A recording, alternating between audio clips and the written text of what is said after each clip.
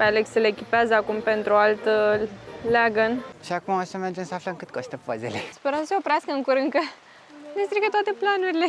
Merită să veniți, doar să aveți grijă cu treptele. Acum o să mergem să încercăm cafeaua asta de luac. Am visat! Cel mai adorabil cățel. Eu cu Dixie avem o dezbatere, că am avut numai ghinioane de când ne-am lăsat un bagaj în Kuala Lumpur. Bună dimineața din frumosul Ubud! Astăzi am închiriat un șofer pentru 500.000 de liră ca să ne plimbe în afara orașului, pe la niște câmpuri de orez, temple și să vedem apusul în cel mai cunoscut loc din Ubud.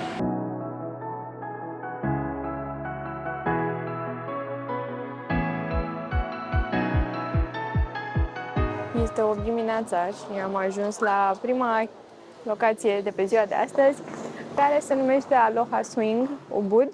Terasa de aici e fabuloasă, arată foarte bine, o să vă arăt imediat. Ne-au spus că nu avem voie decât o singură dată la fiecare din cele 9 chestii pe care le au în total pe aici, că nu putem să ne întoarcem.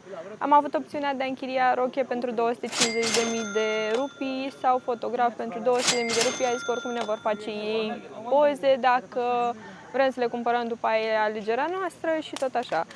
În principiu, este fix așa cum așteptam să fie. Să vă arăt. Așa arată zona. Acolo sunt leagănele. Este unul aici și unul în spate. Astea sunt două din ele. O să ajungem imediat la toate să vi le arătăm. Dar cam asta primiți de $30 de persoană. N-avem voie cu drona. Eu acum am văzut că îi învârte. O învârte. Ce tare, chestia se învârte. Wow! La ce nivel au dus oamenii? Am prins-o pe Iulia cu frânghie ca să urce pe acel leagăn. Ce frumos se vede. Tocmai vorbeam cu Dixie că toată afacerea asta ne-a costat împreună 250 de lei și oamenii de aici erau foarte contrariați că noi chiar vrem să facem poze împreună, gen nu separat, și eram... Suntem împreună, nu vrem să facem pozele împreună. O să mergem la următorul pentru că sunt foarte frumoase zonele astea și sperăm să mai prindem încă puțină lumină bună. Pe Alex le echipează acum pentru alt leagăn. Când avem nevoie de asigurare, trebuie să ne dăm într-un leagăn de pe aici, care este foarte mare. O să vi le arătăm imediat după ce terminăm cu toate astea. O să le luăm la rând și să vă arătăm tot. Hold rope, don't free hand. Okay. Are you ready? Yes. Yeah, we're not afraid of heights. Yeah, go for it. Go! Woo! Deci ne pupăm? When you're higher. Okay. 1, 2, 3, Cam asta a fost. L-am băgat pe Dixie acolo să-i facem poze. Gata, am terminat pe ziua de astăzi cu leagănele. Thank you. Da. Și acum mergem la Rice Fields. Acum că am terminat noi cu pozele, ar trebui să facem un tur, nu? Am început din partea cea mai din dreapta a parcului, unde au leagănul acesta care are o salteluță, te pune acolo și te asigură cu sfoară și te împinge de câteva ori. Acolo am reușit să-i păcălim să mergem, să ne dăm împreună, pentru că la celelalte nu ne-am mai lăsat să ne dăm împreună, pentru că am plătit 2 bilete separat și teoretic de 2 bilete separat avem voie să ne facem poze doar separat. Dacă vrem poze împreună, renunțăm la pozele separat, practic. Următoarele au fost niște lebede pe care noi nu le-am folosit, dar am folosit platforma de acolo pentru că se vede foarte frumos în spate peisajul cu câmpurile de orez. Mai departe de chestiile astea, au un fel de ou făcut din nuiele, unde poți să te așezi și să faci poze. Aici ne-am dat noi seama de fapt că nu putem să facem poze și împreună de banii pe care i-am dat, doar separat. Dincolo de astea ne-am dus la 2 leagăne, sunt unul lângă altul. Unul este mai mic, celălalt este mai spectaculos pentru că te duce mai în larg, să zic, să numesc așa, senzația. Este mult mai mare decât celălalt și când te împinge te duce mai în afara dealului. Și o altă senzație, ca și cum te-ai da în roller coaster, exact aceea e senzația de picat un pic în gol. Foarte mișto, merită. Dar pentru cel de-al doilea leagăn trebuie să vă echipați, vă pune ham și vă asigură foarte bine. Dincolo de cele 2 leagăne pe care le-am avut, este leagănul pe care vi l-am arătat mai devreme cu o pârghie, unde, sau mă rog, au 2 cercuri legate de funie și se învârte ca să vă țină deasupra câmpurilor de orez, să puteți să faceți poze. Iar ultimul leagăn din partea asta de pe terasa asta de deasupra este un leagăn dublu unde puteți să faceți poze și filmări ca și, mă rog, ca un cuplu. Sau cu, nu știu, cel mai bun prieten. Depinde cu cine veniți aici. Dar în principiu e un leagăn de 2 persoane, nu cred că o să vă las să vă dați singur dacă veniți singuri. Am stat aici aproximativ o oră jumate și văd că au un către ieșire, îl numesc ei Little Bird Park. Pare că asta este intrarea. Cam asta numesc ei Little Bird Park. Sunt și aici câteva locuri de poze, sunt acolo niște fete cu un fluturaș mare. Un elicopter. Un elicopter, da. Și practic sunt porumbei. N-am văzut altceva. Și acum o să mergem să aflăm cât costă pozele. De aici se vede foarte frumos tot câmpul de orez. Gata, am terminat cu pozele. Sunt 200 de mii, noi nu le-am cumpărat pentru că sunt cam aceleași poze pe care le-am făcut și noi. Am văzut numai o apă, dar am văzut că 20 de mii, de 4 ori mai mult decât dăm în oraș. Mult prea mult. Așa că mergem la șofer și mergem să luăm apă. Și după aia la câmpurile de orez.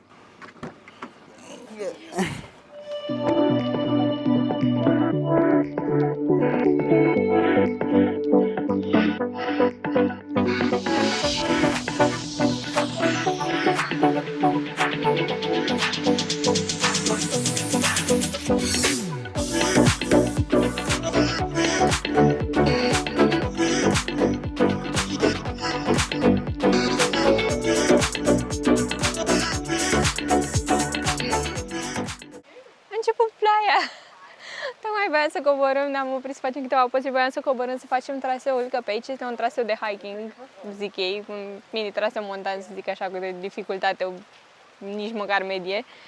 Și a început să plouă, plouă torențial.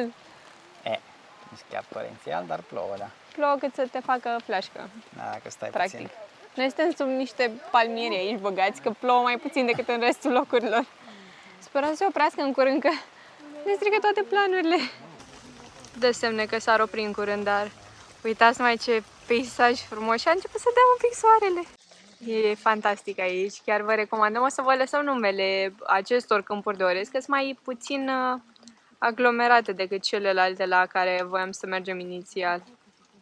Există, cum vă ziceam mai devreme, un traseu de trekking pe care o să-l începem și noi, nu știu dacă o să reușim să-l terminăm, dar măcar să vedem un pic din câmpurile de orez. Sunt extrem de frumoase, mai ales acum după ce a plouat și s-a curățat un pic aerul. S-a făcut tare frumos aici și aerul foarte proaspăt, deși un pic cam umed și un pic cam cald.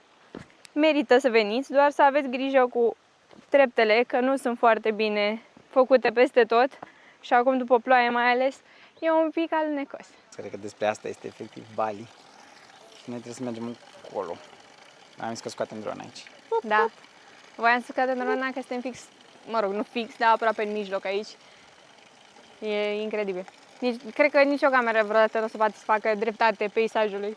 Toate ca toate, dar a început iar să plouă. Și începe să devină alunecos traseul pe aici. Trebuie să avem grijă. Trebuie să avem mare grijă cum coborâm, că era să mă duc de suflet. Mai fi niște răchițe săraca, ce să facă? A, da. Ai? Da, a devenit alunecos puțin traseul pe aici, și plouat de 2 ori. Am apucat să filmăm un pic cu drona, foarte frumos. Este foarte frumos. Deci nu e... Uitați-vă! Și cred că am prins și temperatura foarte ok, pentru că sunt 26 de grade cu ploaie, adică nu e căldura aia. Practic am ajuns în junglă pe aici și trebuie să mergem pe partea cealaltă a teraselor. Pozele erau un program, dar hiking-ul nu. Dar totuși eu sunt în Bocanci astăzi și tot alunec. Nu sunt bocanci de trasee montane. Dar e atât de frumos. Dar nu-s papuci.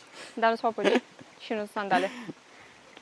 Dar merită să veniți, să vă luați, nu știu, vreo oră, 2 să faceți poze și să vă plimbați pe aici. E atât de frumos și un aer atât de curat și atât de liniște. Și uite, avem plantele de orez care chiar au orez. Unde? Ah, aici. Da, wow! Noi n-am văzut niciodată, da. Au crenguțele acestea. Arată ca spicul de grâu, așa arată. Și să fac focus pe ce trebuie. Sau cred că în astea cresc semințe. Semințele, mă rog, orez.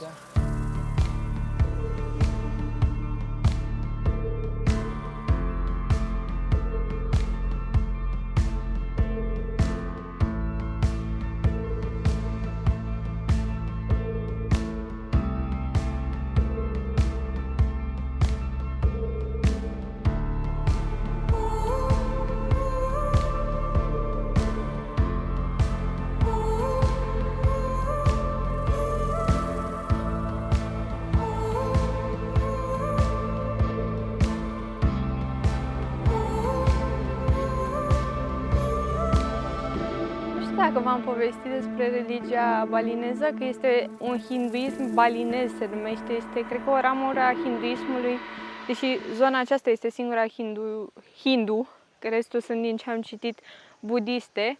Au o religie aparte, au foarte multe ofrande pe care le aduc sub formă de flori și chiar aici mă uitam că stăteam și au o statuie care și ea la un moment dat a fost îmbrăcată cu material. Presupun că materialul ăsta înseamnă ceva, o să citim zilele următoare să vă spunem mai exact. Și sus au niște ofrande care au fost puse. Am văzut chestia asta peste tot în oraș, deci efectiv la toate statuile, la toate afacerile sunt niște chestiuțe făcute micuțe din plante și flori cu o porție mică de orez fiert care se pun în fața afacerilor, în fața restaurantelor, le-am văzut pe statui, în fața templelor, în fața magazinelor și pe strade, inclusiv pe trotuar puse. Ne-am oprit și ne-am luat 6 banane din acestea atât de micuțe, sunt așa de micuțe. Și o să stăm să ne mâncăm. Am dat 5.000 de rupii pe ele, adică cred că vin 3 lei sau 1,50 lei. O să vă punem un preț. Nu știu cât am dat bine.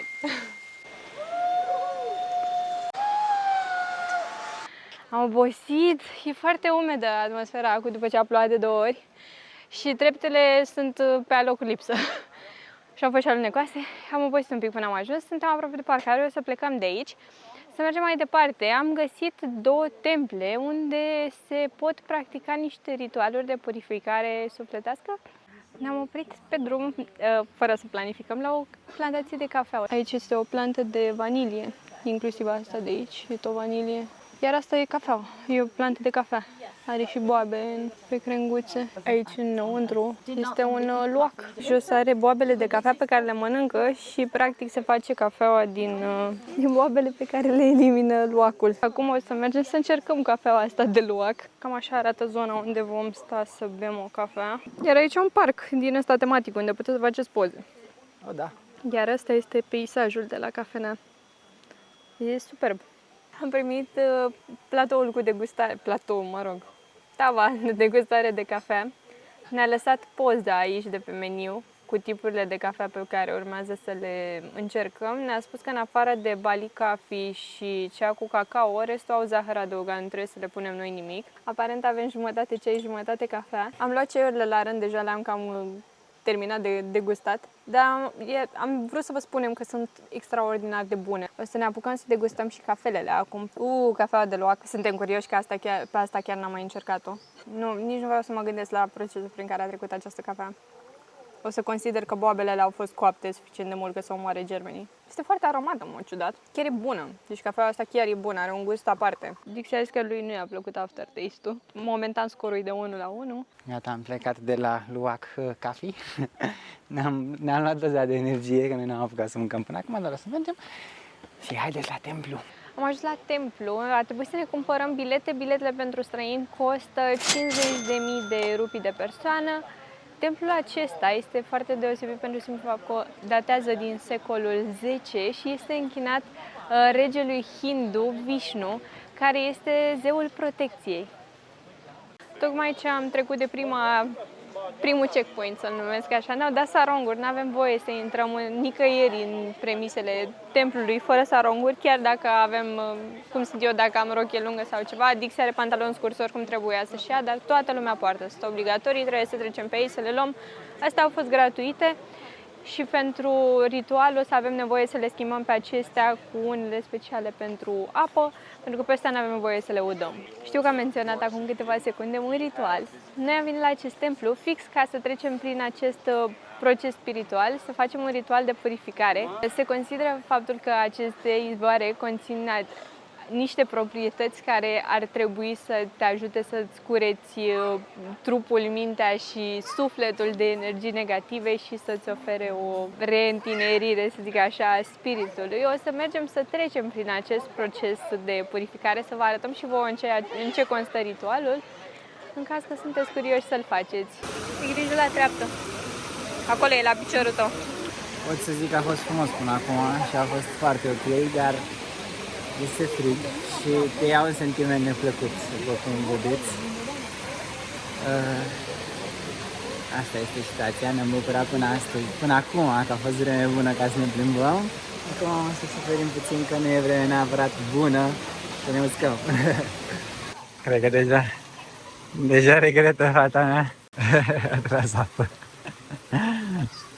Nenele dusă la ca fată, dar partea bună este că nu mai e coada atât de mare și nu o să mai stea așa mult. Acolo cred că e ok.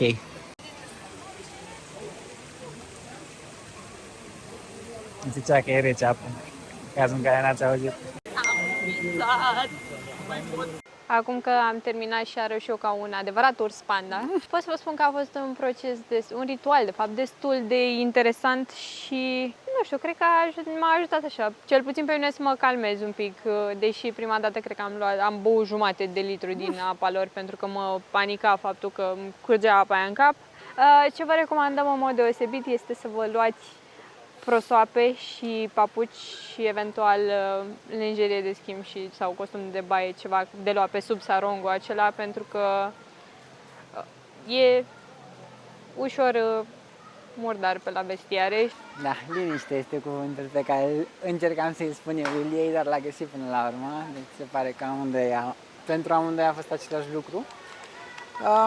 Și acestea fiind spuse, nu închidem vlogul aici, glumesc, dați-mi un subscribe și un comentariu și un like și chestii de astea.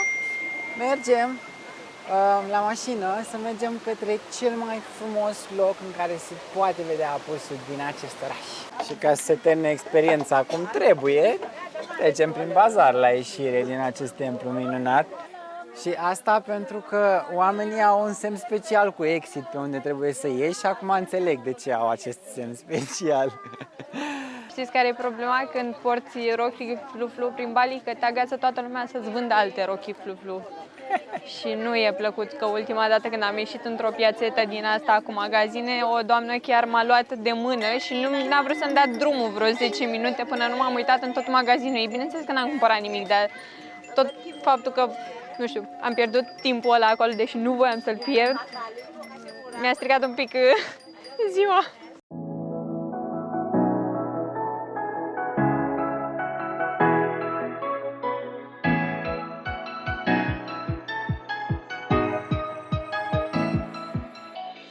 Am coborât din taxi, făceam glume cu Dixie acum că ne-a dat jos taximetristul. Mai avem 11 minute de mers până la poteca aceea scenică pentru apus. Făceam mișto cu Dixie acum că probabil ne-a dat jos, că am zis că mâine vrem să ne luăm scooter să explorăm singuri pe cont propriu. Că este mai ușor din toate punctele de vedere, plus că am găsit o grămadă de locuri unde am vrea să oprim și cu mașina este foarte complicat, că Bali nu este chiar un loc prietenos pentru mașinile mari. Nu știu dacă vedeți ce pufoșenie are Dixie lângă el. Doamne, ce adorabil este! Cel mai adorabil cățel! Ia uitați! Blem, blem! Doamne, cât de frumos e! Ia uitați ce avem aici! Al pufos! E incredibil de frumoasă zona asta, tot oprim și ne minunăm și nu zicem decât wow, wow, wow, wow, la fiecare pas. Foarte frumos. Și foarte verde. Floricele și o grămadă de turiști. Pare că am ajuns într-un final la intrarea pe Ridge Walk. Cam așa arată. Ca să știi că intri. Da, au că ieși. poarta lor, mă rog, porțile tradiționale balineze. Și cred că, da, cred că așa o să fie mare partea traseului din ce am văzut. Deci eu cu Dixie avem o dezbatere, că am avut numai ghinioane de când ne-am lăsat un bagaj în Kuala Lumpur. Și cred că începe să tragem ponoasele acelor ghinioane încă. Pentru că am bătut-o drumul ăsta ca să vedem această potecă la apus. Toată partea fascinantă legată de ea e lumina de la apus. Asta o face super deosebită. În rest e doar o plimbare prin junglă. Nu e nimic deosebit la ea dacă nu ai momentul perfect al zilei. Și ne grăbim să mergem spre casă pentru că am rămas și fără baterie. Deci efectiv suntem ca doi copii ai nimănui. În momentul. Urmărim niște, nu știu dacă și urmărim niște localnice care sperăm să ne ducă la Ubud Palace, unde ar trebui să iasă această potecă, pentru că nu știm cum să ajungem acasă altfel. De acolo știm să mergem. Dar de la Ubud Palace, da, într-adevăr, știm să mergem mai departe. O să fie O să fie interesant. Vă ținem la curent dacă ajungem sau nu și că am început să aud geckoz. Începe să nu ne mai ajute nici lumina, dar cam ăsta este peisajul pe lângă care mergem noi în continuu de ceva timp. Iar acum am ajuns lângă ceva ce seamănă un templu. Asta este peretele lui și ne mișcăm pe lângă el. Fix ce ziceam, că toate locurile din Bali arată ca în povești. Ia uitați ce fabuloase sunt și foarte curate, surprinzător de curate. Iar acest copac este plin de liene. Mânuța sus, câți dintre voi aveți planta asta acasă? Am intrat într-un restaurant local și au flori pe jos și pe statui. Ce drăguțe! N-am apucat să vă mai arătăm prea multe pentru că am fost atât de lihniți încât mintea noastră n-a mai stat la filmat. Dar ne-am aciuat la un restaurant cu specific balinez. Este probabil unul dintre cele mai ieftine restaurante în care am călcat noi până acum de când am venit în Indonezia. Și ne-am luat mâncare. A mea și sosita lui Dix mai durează un pic până vine, că el și-a luat un meniu mai mare, că e mai pofticios. Am găsit coaste, tocmai pentru că mă gândeam zilele trecute că n-am mai mâncat de foarte mult timp niște coaste bune. Am găsit aici pe meniu și mi le-am comandat. Astea au fost 60.000 de rupii. A fost, cred că, cea mai scumpă chestie de pe meniu. Cam așa s-au desfăcut oasele. Este înseamnă că sunt bine făcute. Dixie a zis că să vă spun că suntem la același restaurant și după ce am terminat prânzul ne-am luat și cina. Că ne-au fost foame în continuare, au fost porțiile micuțe și ne-am mai luat o aripiară de, o pulpă de pui. Mi-e foame, se vede, nu? Ne-am luat o pulpă de pui tot așa cu cartofi. Aveam opțiunea de a o lua cu orez, dar am mers pe cartofi, că astăzi chiar am mers mult pe jos. Și ne-am luat o banană prăjită cu brânză, lapte condensat și pare că are și fulgi de cocos pe deasupra. Este desert specific balinez și ăsta, că altfel nu l-aș fi luat. Suntem. Nu știu ce voiam să mai zic. E foame. Mâncarea a fost până la urmă 260.000 de rupii și cam aici se încheie ziua noastră astăzi. Noi o să ne vedem în vlogul următor. Până una alta, poate ne dați un subscribe, ne găsiți și pe Instagram și pe TikTok. V-am pupat, aveți grijă de voi, pa!